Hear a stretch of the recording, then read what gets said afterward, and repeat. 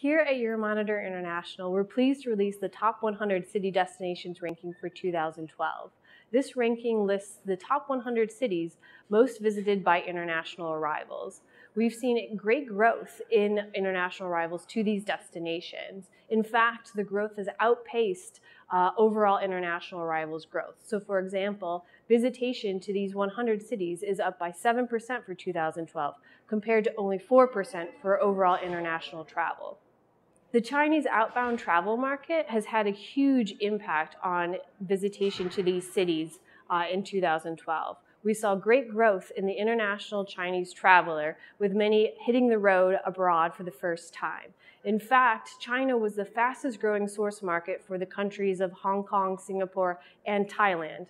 As a result of the popularity of Thailand with Chinese tourists, in particular thanks to the Chinese film Lost in Thailand, which helped boost marketing of the destination, we saw that Bangkok actually edged out London for third place in the ranking.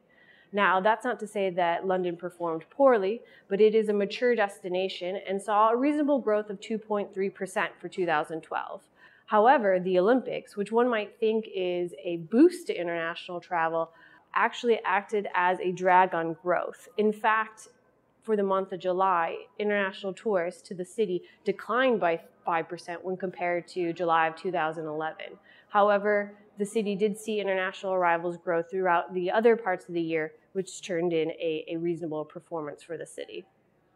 As I mentioned earlier, the Chinese are hitting the road and traveling internationally in greater numbers. However, there are fewer international visitors to China, the country itself. In fact, Beijing and Shanghai in absolute terms were amongst the worst performing cities for 2012. The fears around pollution, a slowing economy, and a stronger currency really discouraged international visitation to the country in 2012. Here at Euromonitor International, we believe that the future of international travel resides with the Chinese and Russian outbound markets. We expect these countries to be amongst the fastest growing over the next 5 years for outbound departures. As a result, cities that cater to these tourists are going to benefit and see their place in the rankings increase. However, we are seeing a short-term challenge to the Chinese travel market. In October 2013, the government banned shopping tours. These tours were subsidized by shopping done by the Chinese tourists in their destinations. As a result, we are seeing short-term declines in arrivals to cities that were heavily dependent on shopping tours to lure Chinese travelers.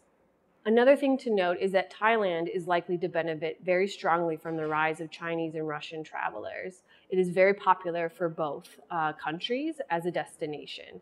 However, the ongoing political unrest is likely to deter visitors from Russia and China, although we expect it to be a short-term blip as the country has been able to recover from similar incidences very quickly because it is such a world-renowned destination. For cities that really want to drive arrivals from China and Russia, there are a few methods to pursue. The first is to enact visa policies that are either streamlined or relaxed in order to encourage more travelers. People don't like the hassle or the expense of dealing with visas to visit their destination. In fact, South Korea has just instituted a new law that allows Russians to come to the country for 60 days without a visa. This is likely to benefit Seoul and make it a more popular destination for Russian tourists. The other methods include working with tour operators and airlines to expand capacity and stepping up your marketing efforts to these travelers.